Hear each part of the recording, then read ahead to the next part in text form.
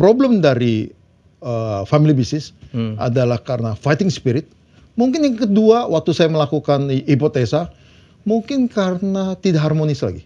Karena mereka mulai married dengan different family, value-nya udah berbeda. Yang bawa value, culture yang berbeda pula.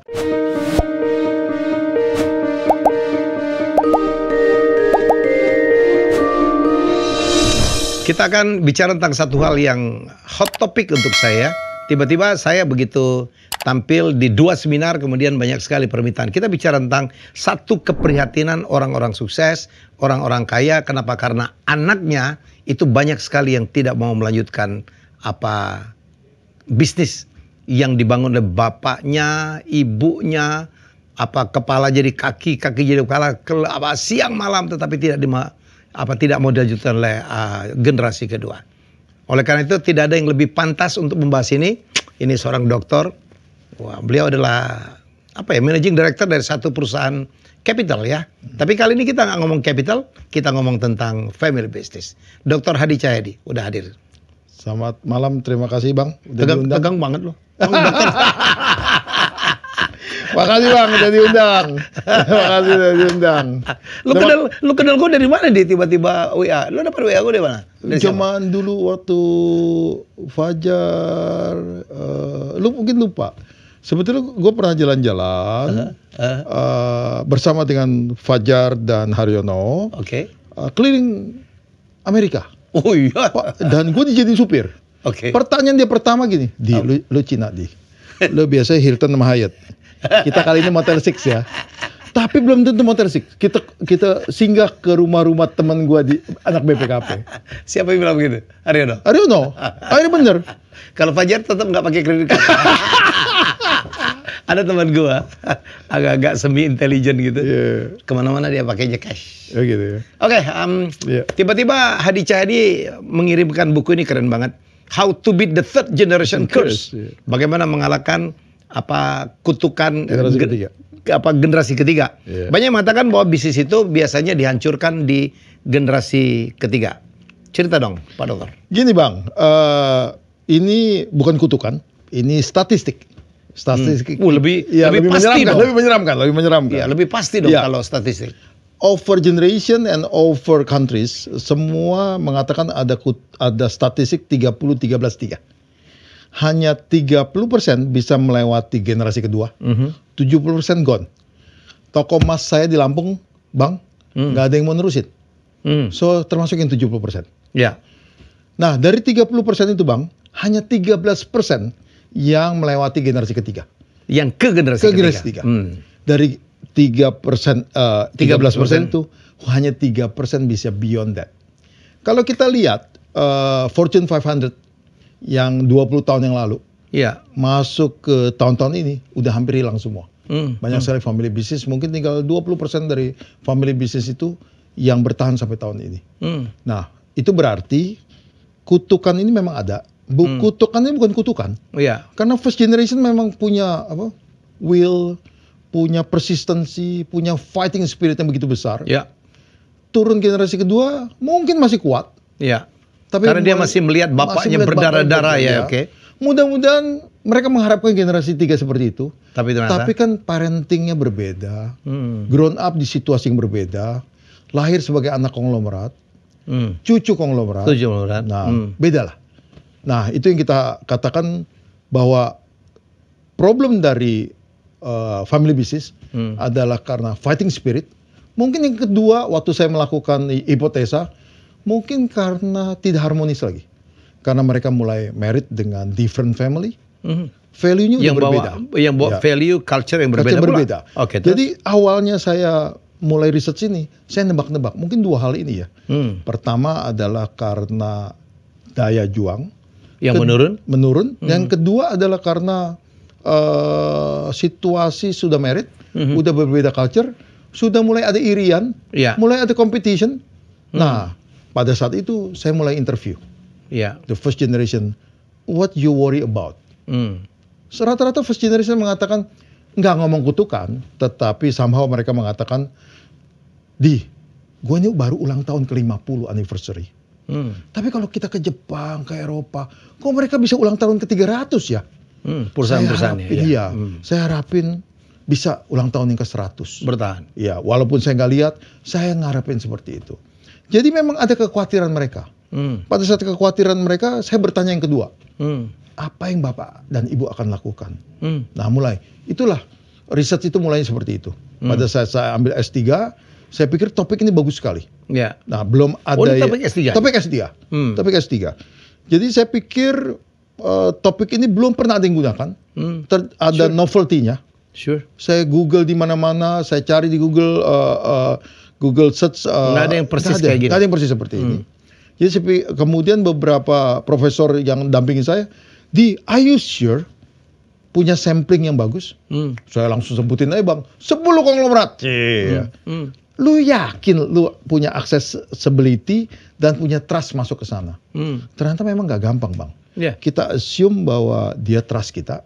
Kita assume kita punya accessibility, tapi belum tentu semuanya mau diinterview. Belum tentu juga semuanya mau terbuka. Mau terbuka. Betul. So I'm quite lucky Bang. Ada 4 large family business. Boleh disebut namanya?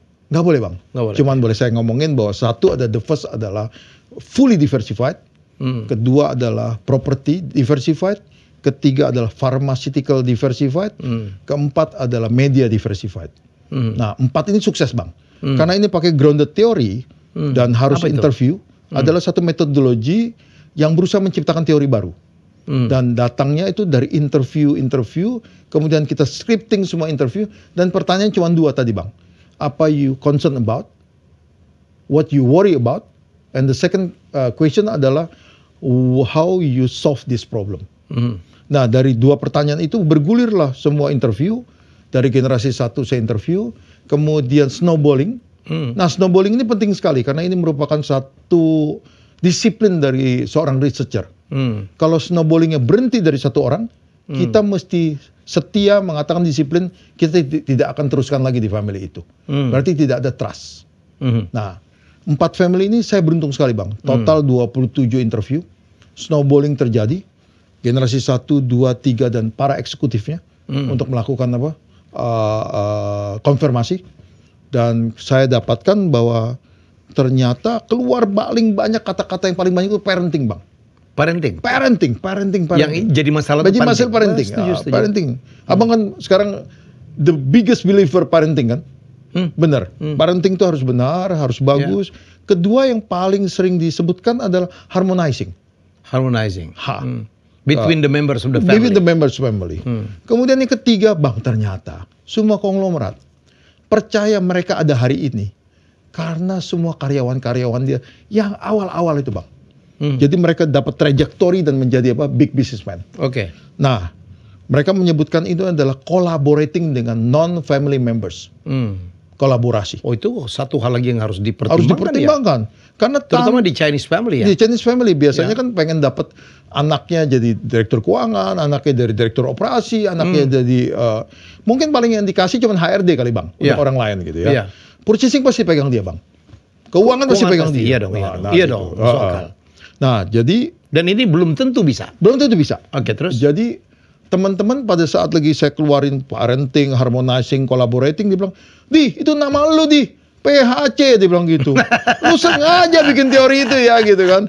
PHC triangle. Wah, lu sengaja lu bikin teori sembarangan lu. Saya bilang, "Enggak, itu enggak sengaja." Ya udah deh, kita doain. P-nya Profesor Hadi Cahyadi gitu kan. Jadi doa lagi. Doa. Kan hidup itu amin. Makasih Bang. Mudah-mudahan tercapai gitu. Jadi parenting isinya apa? Parenting isinya adalah pertama kita harus buat anak kita mendapatkan value sesuai yang family kita punya. Value itu bisa karena kita punya agama, kita punya value juga karena kita punya belief ya. Confucius adalah belief yang very strong. Hormat kepada orang tua, hormat kepada yang lebih tua. Nah, kemudian di Christianity, di Muslim pun value tertentu. Sehingga mereka percaya orang tua itu adalah merupakan gembala dari anak-anaknya. Kan kalau ilmu parenting itu ada 2 macam Bang. Kita mau jadi engineer, anak kita kambing kita pasang unicorn, atau anak kita kambing ya kita biarkan dia, kita nurture dengan baik, nulis dengan baik, atau kita pengen jadi engineer. gitu kan? Ada dua macam kalau nggak salah. Saya pelajarin juga tuh. Saya juga berusaha ingin ngerti parenting seperti abang. Tapi ternyata gak gampang bang. Memang perlu orang yang kuat sekali kayak abang nerangin parenting gitu ya. Saya cerita tentang family bisnisnya aja deh gitu. Kemudian yang kedua saya belajar lagi, kita proposisi kedua, memang bang kita mesti molding strategically anak-anak kita. Molding harus kita bentuk ya. Harus dibentuk. Kenapa? Kalau kita lihat setelah family bisnis besar, banyak keluarga yang mengatakan, dia anak gua gak mau pulang, anak gua gak mau terusin. Ternyata dari kecil kita mesti mempersiapkan mereka. Dan itu ada andil orang tua ya? Ada andil orang tua. Kita kirim anak kita ke Amerika, sekolah yang tidak ada hubungannya dengan bisnis keluarga. Nggak mau pulang dia. Nggak mau pulang. Nikah mau bule lagi. Selesai lu. Terus gitu ya. Nah kemudian dari kecil kita mesti ajak dia ngobrol tentang bisnis kita, tentang menarik bisnis kita. Dan bang yang paling penting, ambisi bang. Ambisi perlu. Ambisi itu penting sekali bang. Dikasih ambisi. Bukan berarti untuk ngiri ya bang ya, tapi kasih ambisi. Bahwa ada ambisi lah. Kita nggak bisa ngomong ambisinya sampai jadi serakah, tetapi punya ambisi ke depan. Itu kedua. Ketiga, menurut saya orang menjadi hebat itu pasti memiliki value yang besar. Nah, itu ada di generasi satu biasanya. Punya value-value tertentu. Sehingga embracing, honest punya belief, honest punya mission, values, itu harus dipeluk dan ditangkap dan diinfiltrate ke dalam ke bawah, ke anak-anak, ke cucu dan juga ke dalam bisnis mereka. Nah, yang keempat adalah entrepreneurship-nya harus sudah di nurture dari kecil. Jangan ketakutan kalau dia buat salah. Abang pasti tahu ceritanya bahwa banyak sekali bisnis besar timbul sebelumnya dia bikin salah. Kemudian kasih kesempatan kedua, belajar dari kesalahan, ternyata cucu itu jadi sukses sekali. Nah, itu banyak sekali bisnis seperti itu. Nah, jadi entrepreneurship adalah setiap hari kita bertanya, what do you think? Kenapa bisnis ini gagal? Kenapa bisnis sukses? Ada ide baru nggak? Coba kamu lakukan, coba. Discussion. Discussion. Dan silakan coba. Setiap family itu punya threshold risiko bang. Risk appetite. Kalau abang mungkin 100 miliar lah bang ya. Gitu. Kalau gua salah 100 miliar nggak apa-apa. Tapi ada juga yang cuma 10 miliar. So masing-masing perkenankanlah anak buat salah. Magang tuh penting sekali bang.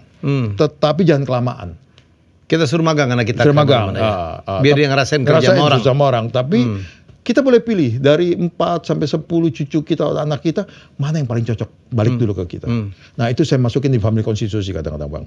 Nah, itu P ya, parenting. Nah, harmonizing bang. Saya dapat 3 proposisi, penting sekali. Pertama, you have to understand that bisnis kita itu adalah golden goose kita. Karena itu golden goose, kita mesti unify, akur supaya kita bisa ngejagain Betul. golden goose itu. Penting. Dengan ada golden goose, kita dapat golden egg bang. Kalau family kita makin banyak, kalau bisa golden goose makin banyak. Karena nggak bisa golden goose satu. Kalau ribut berantakan semua. Nah, ternyata harmonis itu bang harus dikelola, harus dijaga. Yaitu pakai family konstitusi. Itu yang saya belajarin bang. Jadi setiap keluarga harus ngatur mereka punya kewajiban, hak dan kewajiban mereka, dan segala macam aspirasi, vision semua masukin the family konstitusi. Governance masukin family konstitusi, succession planning masukin family konstitusi. Nah semua yang masukin dalam family konstitusi, tanda tangan bareng-bareng bang. Notarical silakan. Gitu ya. Kemudian make it written ya. Make it in writing. In writing. Yang ketujuh, ternyata bang, kalau abang lihat fenomenanya, makin gede family, yang namanya harmonis itu utopia bang. Utopia. Nggak mungkin bang. Kakak beradik aja sering lirik-lirikan. Apalagi cousin sama cousin. Tadinya adalah sibling konsorsium. Habis itu kan mulai cousin nih. Lebih parah lagi. Makanya kalau family bisnis yang hebat, mereka mulai diversifikasi dan mulai kasih kesempatan cucu-cucu itu bikin bisnis sendiri. Kemudian diinvest, pakai yang namanya investment committee. Bentuknya macam-macam, bisa 40, 60, 30, 70. Si pencetus ide itu bisa 30%, Bang. Dia lakukan presentasi kepada om-omnya dan eksekutif-eksekutif keluarganya. Pas sukses, disetujui, ada dana yang memang udah disiapkan dari bentuk dividen oleh para pemegang saham masuk ke sana dan dia kembangkan. Kalau itu sukses, itu menjadi it's like a small family office. Family office lagi dia buat. One day kalau itu sukses, kalau TBK tinggal akuisisi, Bang. Atau growing another TBK. Dan dia merupakan cikal bakal suksesor yang baru. Kalau itu semua sukses, Bang, paling enak. Pertama, kita nama family kita bisa tambah besar. Kedua adalah kita punya suksesor yang udah kita siapkan. Tinggal kita pilih aja siapa dari antara third generation yang kuat itu menjadi abangnya paling besar. Memimpin Walaupun belum tentu dia anak yang paling tua atau cucu paling tua. Belum tentu, Bang. Dan menentukan itu tidak gampang juga tidak gampang. Itu dari pengamatan dari kisah suksesnya mereka masing-masing. Biasanya mereka akan recognizable oleh para cousinnya kalau dia yang memang paling kerja keras, paling berhasil, paling bright gitu. Nah, yang terakhir, Bang, C, collaborating. Jadi employee itu memang perlu dianggap sebagai family. Anggap sebagai family itu berarti kan meritokrasi. Kalau dia sukses, dia dikasih kesempatan mendapatkan hak persis kayak family. Kalau Abang lihat dari perusahaan-perusahaan besar, rata-rata eksekutifnya juga sama makmurnya sama owner. Abang bisa lihat gitu. Nah, kalau kita ngomong he is my family, berarti dia juga dapat treatment seperti family. Nah, yang terakhir, Bang, ternyata eksekutif itu perlu juga rasa harga diri. Kalau ingat dari Maslow, Bang, pertama fisik, kedua adalah rasa aman, dan seterusnya ternyata mereka perlu esteem. Jadi kalau kita ngomong, lu tau gak, kesuksesan keluarga kita adalah kesuksesan Anda juga. Itu harus diulang-ulang. Nah, dari 9 proposisi ini, Bang, insya Allah kalau dikerjakan dengan baik, mestinya bisa ngelewatin generasi ketiga. Pada saat saya tes, Bang, kepada teman-teman yang keluarganya gagal, mereka mengatakan, kalau buku lu udah jadi dari zaman dulu, mungkin bapak gue bisa baca nih gitu ya. Begitu, Bang. Ini generasi kedua aja. Iya, generasi kedua gitu. Jadi terima kasih. Kemudian di dalam buku ini saya tulis juga 7 step of how to perpetuate. Yang pertama-tama kita belajar dari para tycoon adalah memang mereka bikin family konstitusi dulu, Bang. Mereka rapiin diri sendiri supaya nggak berantem. Kan ada 5 R, Bang. Kalau dalam keluarga. Pertama, mulai resah antara kita gitu. Aduh, abang gua kayaknya apartemennya lebih bagus nih. Kok di sini dia bisa beli gede gitu ya. Kok RMS-nya lebih banyak, mulai resah. Udah mulai resah, risih ketemu. Ya. Habis risih kalau nggak beres-beres bisa rusuh, Bang. Habis rusuh, ribut. Banyak kejadian. Iya, banyak kejadian. Udah itu rusak-rusakan, rebut-rebutan dan rusak-rusakan. Jadi RR itu kalau lagi teman-teman manggil saya, ini R di mana nih? Kalau R pertama berarti masih aman-aman aja. Nah, pada saat R kedua, yuk kita duduk, kita rapiin dulu. Masalah Anda apa? Nah, biasanya R pertama itu hebat sekali kalau keluarga baru risih aja, resah aja udah manggil kita gitu. Nah, terima kasih kepada teman-teman, Bang, yang mulai manggil-manggilin saya, ngobrol, kemudian akhirnya terjadi awareness bahwa mereka mulai harus membereskan family bisnisnya lewat family konstitusi dan lewat parenting kayak Abang mulai semangat lakukan itu. Saya masih di taraf menyadarkan aja gitu ya. Ngasih tahu bahwa saya lebih kepada, saya bilang kalau anak kita tuh nggak bakal salah lah. Kita yang bentuk. Kalimat Dr. Hadi tadi molding. Molding. We mold them. Ya kan, kita yang mencetak mereka. Ya, tabula rasa lah ini ya. Jadi kenapa mereka begitu ya karena kita kurang komunikasi, kurang diberitahu dari awal, ya kan? Kurang diajak ngobrol, kurang dihargai. Anak sekarang kerengki loh. Gitu kata Bang ya. Strawberry generation. Gak boleh di komen, Bang. Lembek. Anak saya denger nih, Bang. Oh iya, lembek. Kalau Helmi Yahya kita tahan banting, Bos. Iya, tahan banting. Tahan banting kita. Tapi kan banyak sekali ya teori parenting. Ada yang mengatakan bahwa bapaknya harus keras, ibunya harus lebih lembut. Jadi permainan bad cop, good cop. Jangan dua-duanya lembut. Anak kita akan jadi marshmallow tuh. Jangan juga dua-duanya keras, lari dia. Jadi tiap kali misal bapaknya marah, dia lari ke ibunya. Itu karena kita pola. Saya jadi diskusi banyak, Dokter Hadi.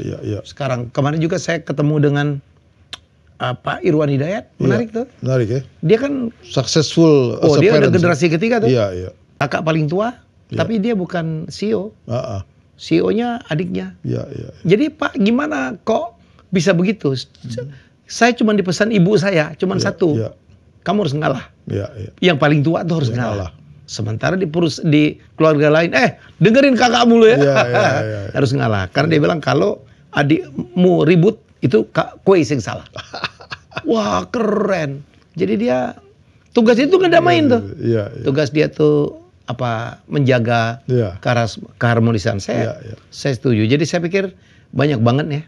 Jadi kalau kita jalan berdua ngobrol asik nih. Seru Bang, seru. Ya, jadi banget. Mindset, saya pikir faktor mindset daripada keluarga juga cukup andil juga dong. Iya, cukup andil. Ya, banyak sekali orang kita bilang, cukup gua aja yang kerjanya begini ya. Misalnya bapaknya kaya dari merambah hutan. Iya. Nggak pulang luka semua. Cukup papa ya yang begini, kamu nggak boleh. Iya. Disekolahkanlah sang anaknya ke Luar negeri. Amerika. Iya kan, sekolah terbaik. Iya. Dimasukin kedokteran nak, biar papa kalau sakit ada yang ngerawat. Begitu dia selesai gak pulang. Dia. Apalagi kedokteran Bang. Oh iya, pulang itu. gue jadi bikin klinik aja Pak. Iya, Bapaknya Iya. perambah hutan gitu. Jadi menurut saya sih, ya ini karena ini menarik ke depan ya, supaya kita juga nggak mau gagal. Iya. Indonesia 2045 menuju apa? Jadi pendidikan. Iya. Kita tahu bahwa ekonomi itu kan dibangun oleh entrepreneurship, Iya. Family business. family business. Iya. Kalau di buku Dr. Hadi, 70%, 80% bisnis dunia itu family business. Family business. Kalau di TBK kita Bang, di Bursa Efek, saya hitung ada sekitar 51% family business. Family business. Sisanya adalah kombinasi dari state owned enterprise combined with MNC, multinational company. Berarti 51% yang besar Bang. It's big number. Big number. Total revenue Iya. adalah family business. Jadi kalau ini jalan family business, wow, pengaruhnya untuk ekonomi Indonesia dahsyat dong. GDP, kesempatan kerja, Economic growth. economic growth. Jadi kita mestinya punya misi Bang, Iya, berdua iya. untuk kembangin family business ini. Ya, Mereka jadi stronger dan kita mungkin minta tolong ke Pak Irwan, entrepreneurship-nya diajarkan. Hermanto Tanoko. Iya, Pak Tanoko. Iya. Tapi saya kemarin satu hal lagi tuh. Iya. Saya putarin satu video tuh. Iya.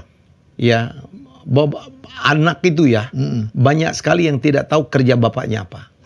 Oh ya, Dia mesti magang di sini Bang. iya, dia nggak tahu kalau bapaknya itu nyambung nyawa, Iya. masuk hutan, Iya, di Uber orang di luar tuh. Iya, iya. Begitu keluar rumah, risiko untuk kecelakaan itu Iya. udah besar sekali. Dia cuma menyalahkan. Iya, iya. Saya bilang, kadang-kadang bapak itu pura-pura aja loh, Iya. pura-pura sehat. Iya, padahal Pura-pura kenyang, iya kan? sekali ya, Bang. Pura-pura fine gitu, Pura-pura padahal dia menanggung supaya anaknya bisa sukses. Saya sebenarnya terima kasih waktu kuliah Bang, sebagai tukang emas atau toko emas.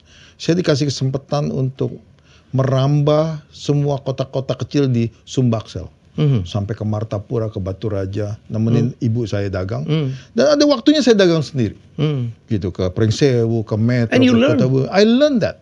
Yeah, Canvassing yeah. itu ternyata kita belajar tentang hardship, Ya, kita belajar tentang entrepreneurship, ya. kita belajar yang namanya hidup vigilant, hati-hati. Karena aku bawa emas Bang. Iya, belajar negosiasi. Negosiasi, Iya, harga belajar berapa gitu. Problem solving. Iya, iya. Harus mengambil keputusan cepat Iya, lagi. makanya menurut saya sih it's good gitu ya, kita udah membiasakan anak. Iya, iya. Diperkenalkan dengan bisnis yang membuat keluarga kita berhasil atau kaya. Iya, iya, iya. Ajak meeting Ajak kek, meeting, iya. ajak visit kek, Iya. ajak jualan kek, Iya. ajak ke pabrik. Jangan golf terus ya. Jangan golf terus. Anak suruh golf. Ya, Bener, Bang. ya golf sih oke ya. Iya, iya, Mungkin dapat koneksi, dapat Iya, relasi. iya, iya. Tapi that's not bisnisnya. enough. Iya, iya. Kalau kita kayanya dari jualan minyak, suruh dia manggul-manggul minyak dong. Iya, iya. Suruh dia jualan minyak dong. Iya, iya. Saya pikir sama ya. Sama Dr. Bang, sama. Saya setuju itu. Saya setuju.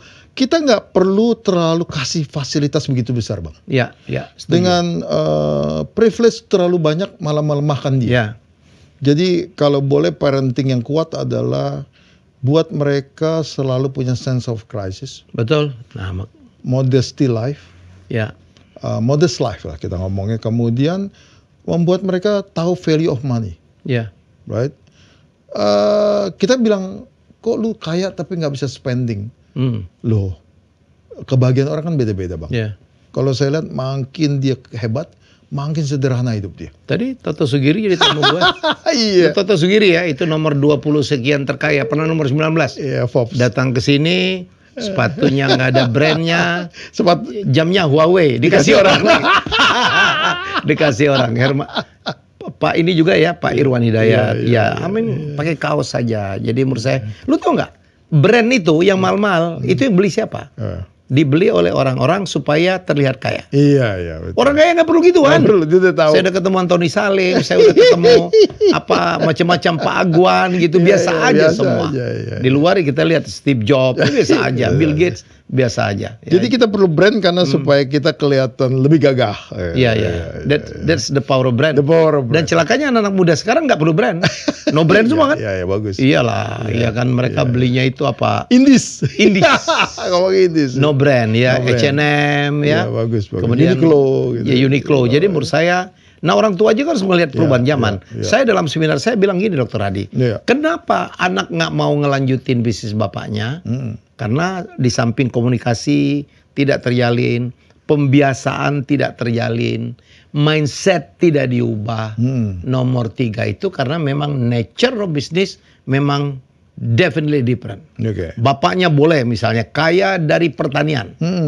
Ya, tapi bisnis modelnya sekarang udah beda dong. Iya. Ya, yang kaya-kaya itu tech people semua tuh. Tech people. Ya mereka pemuja Nadiem, pemuja William Tanu kalau di Indonesia ya, pemuja Elon gitu. Jadi bisnis modelnya boleh aja bapaknya mengajarkan begini loh. Oh itu benernya tuh dulu tuh. Sekarang udah berbeda. This is more digital. Kalau saya yang balik nanya bang, parenting menurut abang yang terbaik seperti apa?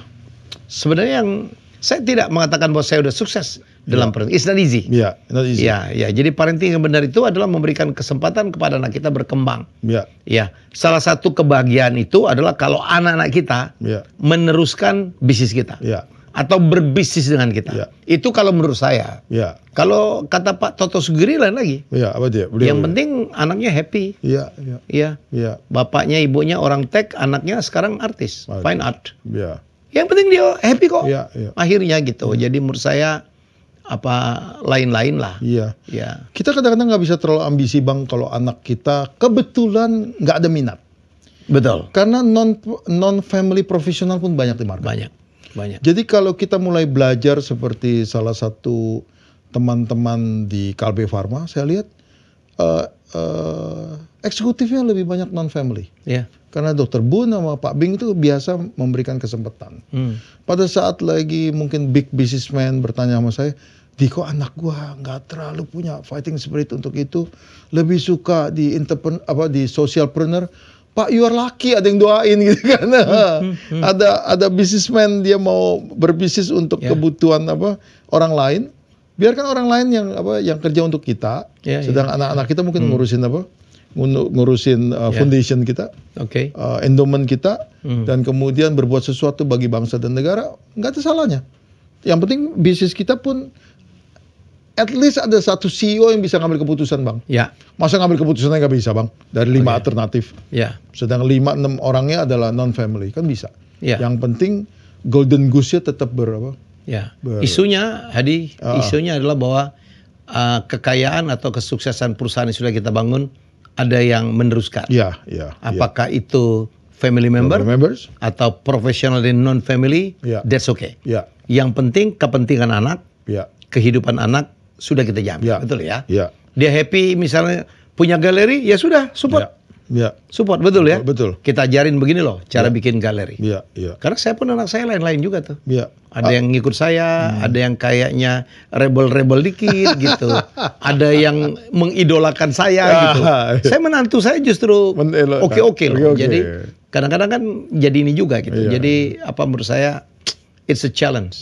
It's a challenge. Berapa? Anak saya 3. Iya, saya selalu percaya pepatah Chinese Jia He Wan Si Qing. Jadi kesuksesan family adalah karena family yang berbahagia. Happy wife, happy life. Seperti kita bicara tadi. Happy wife, happy life. Anak saya yang pertama train as a lawyer. sekarang menuruti isi hatinya, bekerja untuk Nadiem Makarim di Departemen Pendidikan Kebudayaan, dan saya sangat bangga. Anak ini punya sesuatu yang betul-betul mission of life. Sedang berencana ngambil MBA lagi ke US. Kita tunggu kapan waktunya. Ya. Yang kedua, cewek juga. Kuliah di Berkeley, sekarang di Oliver Wyman di Management Consulting. Saya bangga juga dengan performance-nya, lumayan. Yang ketiga, masih nemenin saya Bang, umur 16, teman golf saya. Ya, jadi siap-siap berangkat juga gitu. Teman golf saya laki ya. Jadi ini salah satu belajar dari parenting, kan nggak pernah kita diajarin orang tua Bang. Oh iya. Kita cuma kita nggak pernah tahu. Nggak ada pastinya juga tuh parenting tuh. Iya, nggak ada pastinya. Nggak ada pastinya juga. Naik pesawat ada manualnya, tapi parenting nggak pernah ada manualnya Bang. Iya. Jadi kalau Abang konsentrasi di parenting, saya yakin banyak sekali yang mau datang, mau ketemu gitu. Saya tuh lucu-lucu loh, saya pernah ngebahas itu. Kayak tadi bagaimana saya berdialog dengan anak saya, menantu saya. Iya, saya lihat. Mereka mau minjem duit, bikin perjanjian bagus ya. Sekali, saya kagum. Saya belajar Bang. Gue belajar dari Warren Buffett tuh. Oh gitu ya. Jadi suatu hari Warren Buffett, anak yang perempuan mau ini renovasi dapur tuh. Dapur ya. Dia bilang, berapa butuhnya? Ya udah lo pinjam aja ke bank. Sebut aja nama gue, lo anaknya gue gitu. Dan dia nggak pinjemin tuh. Iya. Tapi putrinya nggak marah, dia merasa, oh iya papa mengajarkan sesuatu. Walaupun gue sih Warren Buffett bukan contoh yang baik ya. Dia sampai ditinggal bininya karena pelit ya. Karena saking pelitnya, nggak enjoy life gitu. Iya. Tapi ada hal-hal yang tertentu juga yang kita mau. Jadi dialog itu menurut saya penting. Ya, jadi abis ini pun setelah diskusi saya mungkin akan lebih banyak bertemu dengan anak tadi. Gue ngajak lu liburan, tapi lu nyuruh juga gue yang nyusun itinerary. Lu gila lu ya, gue yang bayarin gitu. Nggak, dia bilang Eyang bukannya opa yang lebih suka memang bikin itinerary gitu. Maka aja. Satu hal tuh lucu tuh. Jadi saya dengan istri saya kalau traveling bisnis kelas dong. Ya saatnya untuk enjoy life lah, ya kan. Masa dulu susah sekarang susah. Ya. Tapi anak-anak saya dari umur 4 tahun ekonomi dong. Lu belakang aja. Iya. Mereka lu protes, enak aja lu. Iya. Papa umur 21 belum pernah naik pesawat. Udah bagus diajak. And they obey. Iya. Anak gue 4 tahun loh, Azura itu. Kadang-kadang di lorong yang di luar kita tunggu dia keluar guys. Tapi harus begitu. Harus tega ya? Iya harus tega. Iya harus tega. Kalau nggak anak kita spoil lah. Iya tega. Jadi kalau saya belajar Bang dari banyak sekali family business yang besar. Kalau kita lihat the generation yang very strong, itu karena engkongnya sama bapaknya tega. Tega. Abang pasti banyak contoh. Nah jadi tega itu membuat mereka menjadi strong karakter. Iya. Dan kemudian akhirnya rata-rata menurut saya mereka bisa survive ngadepin krisis. Krisis COVID ini kan hebat sekali Bang. Nggak pernah ketemu dalam peradaban mungkin di 9. Jadi siapapun yang bisa ngelewatin ini, dia akan cerita ke anak cucunya juga. Betul. Engkong pernah ngelewatin. Jadi kan bisa 6 generasi Bang. Generasi 1, 2, 3. Si 3 itu ngelewatin COVID kan. 4, 5, 6 aman Bang. Karena COVID ini sebenarnya krisis yang bagus sekali. Yang ujian ya. Iya. Menurut saya krisisnya bisa membuat double dari longevity dari every family business.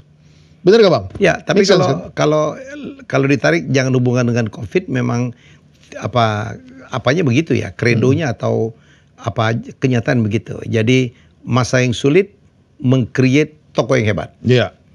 Toko yang hebat itu meng-create kemewahan. Iya. Kemewahan akan meng-create toko yang lemah. Toko yang lemah akan mendatangkan kesusahan. Kesusahan lagi menciptakan toko yang hebat. Jadi itu satu siklus. Oh, satu siklus. Dulu kan kita ada cerita bahwa kakeknya dulu kan misalnya naik oplet kan. Kemudian bapaknya naik bis. Anaknya kemudian udah naik mobil Kijang. Cucunya naik Lamborghini. Dan habis di situ. Siklusnya keluar lagi Bang. Siklusnya keluar lagi. Jadi benar-benar siklus yang Abang sebutkan itu benar sekali. Selalu dari susah menciptakan orang hebat. Menciptakan suasana yang membentuk jadi orang hebat. Hebat iyalah. Orang hebat jadi hebat. Helmi begini karena hidupnya susah banget. Gue bisa kerja 20 jam, Hadi. Gitu ya, gitu. Iyalah, Iya. karena dari dulu gue kan kalau nguber anak-anak orang kaya yang punya privilege, sementara gue nggak punya itu, Iya. gue kan harus bekerja keras. Iya. Mereka tidur 10 jam, gue 6 jam, kan begitu. Terus kita. Iya. Jadi menurut saya ini penting banget. Jadi ini parenting kalau dikombin dengan teori-teori, wah keren banget. Gue baca buku ini, Thank you. ya. Saya bangga abang bilang, gue udah baca di. Very good, Bangga very good, banget. very good. Iya. Sangat baik. Jadi kalau dan bukunya oke loh ya. Tipis ya. Tipis, tulisnya tebel-tebel, dia tahu yang akan baca orang-orang tua. Ya. Dan Sangat bahasanya keren banget. Iya, 1 jam terbang Jakarta Singapura Selesai. Gitu. Dan itu mereka bilang, di buku lu informatif banget. Bukan hanya informatif, tapi penuh dengan practical guide. Practical guide, iya. Kita nggak butuh teori-teori lah. Iya. Makasih bang. Ya, nanti kan Apresiasi. buku saya juga akan terbit. Nah, gitu dong. Judulnya mungkin Why Our Kids Don't Listen to Us. Kenapa anak-anak nggak mendengarkan Very kita. intriguing tuh ya. Oh iya. Tapi di dalam seminar saya bilang juga, lu anak-anak. Karena mereka datang gitu dengan anaknya. Iya, Saya bilang, lu bawa anak lu. Jadi saya udah 5 trip tuh. Bisnis ke China, rata-rata yang penggemarnya itu bapaknya. Oh, oke. Tadi ada satu orang tuh yang barusan beli banyak perusahaan-perusahaan. Dia bawa anaknya 2 tuh. Nah, Ya, lu dengerin tuh. Om Helmi. Coach Helmi ngomong. Oh, Coach Helmi. Coach Helmi. Kadang-kadang nih, gue ini sebagai coach ya, sebagai motivator, yang gue sampaikan tuh sama persis dengan yang disampaikan oleh bapaknya. Tapi anak-anak nggak terima tuh, nggak dengerin dia. Iya, mesti third person ya, third party ya. Mesti third party. Third party.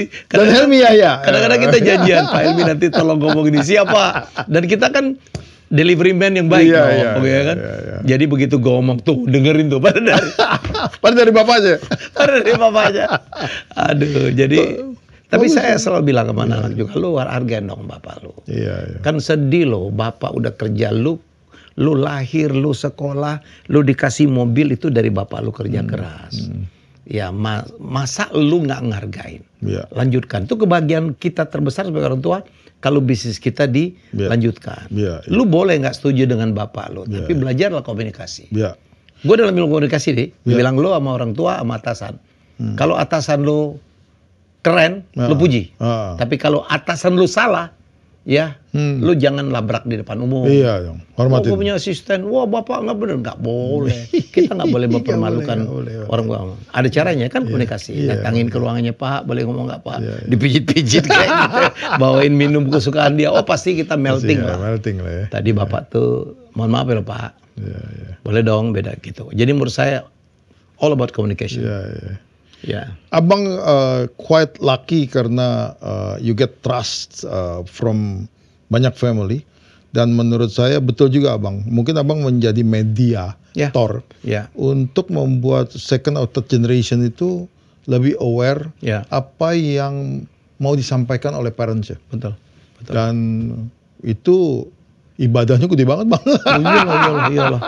Bukan aja untuk ini untuk bangsa. Ini bangsa ya bang.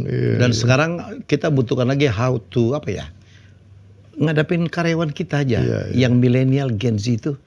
Ya Allah, dikerasin salah. Dikasih bonus salah. Loh. Begitu kasih bonus dia keluar. Dia jalan-jalan. Jalan-jalan. Saya ada belajar sesuatu bang soal bonus dari family business. Jadi saya melakukan riset gini bang, 50 konglomerat Indonesia, 50 family business ternyata punya 128 TBK di Indonesia? BI ternyata 123 itu ada CEO. Saya hitung CEO-nya 123 di family business itu. Ternyata 62% itu non family. Hebat kan Indonesia? Profesional. Indonesia hebat sekali bang. Lebih tinggi dibandingin peers-nya di Asia. Di Asia itu rata-rata cuman 51 gitu. Malah beberapa negara kayak Singapura itu mungkin 40%-an. Itu hebat, semuanya. Tapi menurut gua kegagalan apa? First generation untuk menjadikan anaknya menjadi Bukan CEO. bang, dia nggak mau anaknya ngadepin polisi. That's another thing. Jadi dikasih orang lain aja udah ngadepin gitu bang. Jadi itu yang belum dikualitatifin bang. Belum dikualitatifin, kenapa lu nyuruh orang jadi CEO gitu. Tapi Prescom tetap dipegang oleh apa? Rata-rata di komisaris saja ya. Prescom saya lihat 52% masih udah dipegang oleh non-family. Berarti kan ada 48%, tapi besar juga berarti masih dipegang oleh family. Nah, kita lihat ternyata orang-orang yang kerja di family itu adalah orang-orang yang memang betah sekali dari resume sampai retired, Bang. Jadi Big 50 itu rata-rata semua pegawainya panjang-panjang. Lama-lama. Iya, sedangkan kita di konsultan setahun aja udah pengen resign, 2 tahun aja udah pengen resign. Saya berusaha ngertiin, ternyata mereka punya reward itu very personalized. Jadi kalau saya lihat Gen Z pun atau strawberry generation ini, kalau kita rewardnya itu lebih personalized, mereka lebih loyal. Menghargai. Mungkin strategi kita kepada employee, anak juga begitulah. Begitu ya, personalized. Sama personalized. Jangan lu kasih 2 bulan semua, nggak ada artinya, Bang. Nggak ada artinya. Jadi kalau menurut saya bonus nggak usah gede-gede. Tetapi pada saat dia ada kebutuhan, kita bantu. dia bilang, Pak besok saya minta cuti mau pergi sama papa mama kemana, so keluarin lah, gitu ya. Angka yang beyond their expectation, gitu. That's personal. Iya personal, dan dia bikin dia senang, bikin papanya bangga, bikin dia juga bangga. Dan he will loyal to you. Gitu. Saya belajar dari asal jangan tiap 6 bulan dia begitu. Jangan, kalau dia tahu gitu dia ikut tiap 6 bulan gitu. Saya belajar dari para tycoon seperti itu, Bang. Mereka very personalized pada saat saya pikir pada saat anak mau pergi, pada ada saat yang sakit, dia very personalized. Saya pikir terutama pada saat ada yang sakit. Ada yang sakit ya. Atau ada kematian, kita datang membantu. Pada saat lagi that's meaningful. Very meaningful. Jadi itu yang saya pelajarin juga soal bonus, soal hadiah, soal reward ya. Memang ada yang sebut meritokrasi. Tapi meritokrasi pun itu kan karena dia perform, KPI-nya tercapai, dia dapat. Tapi tetap aja sebagai keluarga kita mesti perlu personalize bonus gitu. Oke, jangan lupa jadi untuk menutup kita penting bahwa sekarang ada namanya family constitution. Betul, Bang. Ada namanya family office. Family constitution kalau saya bisa assume itu adalah kesepakatan aturan main. Aturan main. Ya, yang harus dipatuhi oleh anggota keluarga, members Dan itu bisa disesuaikan dengan values of the family, disepakati kan. Jadi menurut saya ada mungkin stick and carrot juga untuk yang melanggar atau dan yang patuh. Dan nomor 2, family office adalah bagian dari itu saya pikir ya. Kalau perkara misalnya generasi berikutnya tidak bisa megang uang, tidak bakat berbisnis, ya kan kita bisa membuat kantor keluarga yang mengatur masalah investasi, support. Ya kalau dia mau sekolah mau apa. Ya nomor 3 mungkin untuk governance kali. Income bulanan. Ya income bulannya bisa diatur semua tuh untuk support tuh. Governance karena aturan perpajakan, aturan ini itu. Boleh dilakukan sendiri family office, boleh kita melibatkan profesional. Ya, karena banyak trustee yang memang sangat profesional. Wali amanah. Walaupun Indonesia belum boleh bikin. Karena regulasinya civil law memang tidak recognize wali amanah, Bang. Ya, tapi saya tanya beberapa konglomerat, they make their own. Make their own. Kadang-kadang ada yang untuk serve kepentingan keluarga dia dan juga melayanin teman-teman. Family konstitusi sangat penting sekali, Bang, untuk menjaga keharmonisan. Karena setelah ada family konstitusi, mereka tahu aturan mainnya. Mereka tahu hak dan kewajiban mereka. Jangan kita udah nggak ada, anak kita gontok-gontokan. Gontok-gontokan. Ada yang bunuh-bunuhan berebut tanah. Di kampung lu tuh, di Lampung. kampung gua juga tuh. Iya. Kayaknya udah biasa kalau denger gitu, makanya. Tuja-tujahan. Saudara tertua atau yang paling melawan nguasain semua tanah, mengusir adik-adiknya. Aduh. Oke, obrolan menarik kayaknya ke depan saya dan Dr. Hadi Cahyadi akan punya program bersama ya. Senang sekali, Bang. Looking forward. Don't hesitate. Jadi kalau Anda mau mungkin kami melayani atau butuh sharing dengan kami karena saya banyak melakukan itu. Beliau juga banyak membantu beberapa keluarga-keluarga kaya berhasil gitu dalam rangka membuat family constitution, family office dan sebagainya Jadi menurut saya ini suatu hal karena bukan saja kepentingan bisnis, no. Kami melakukan ini lebih kepada supaya makin banyak family company family company yang survive, growing, menciptakan banyak lapangan kerja, membuat produk-produk yang baik. Saya gitu ya. Gitu, Bang. Kita salaman dulu. Makasih banyak, Ya. Abang. Terima kasih. Ini apa, Gramedia ya? Gramedia. Silakan. Iya, Bang. Makasih. Komisinya bagi-bagi. Kecil. Kecil gue tahu, 10% ya. Kecil banget, Bang. Kecil banget. Makasih, Bang. Kita jumpa lagi dengan tamu saya selanjutnya. Jadi kalau ada yang mau ini, silakan IG saya, Helmi Yahya. Iya. Mas Adi punya juga ya? Punya IG tapi private. Private. Ke Abang aja deh. Oke, Silakan. saya ya. aja. Silakan. Ya, kita jumpa lagi dengan tamu hebat saya selanjutnya. Bye-bye. Terima kasih sudah menonton Helmi Yahya Bicara. Jangan lupa untuk like, komen, share, dan subscribe.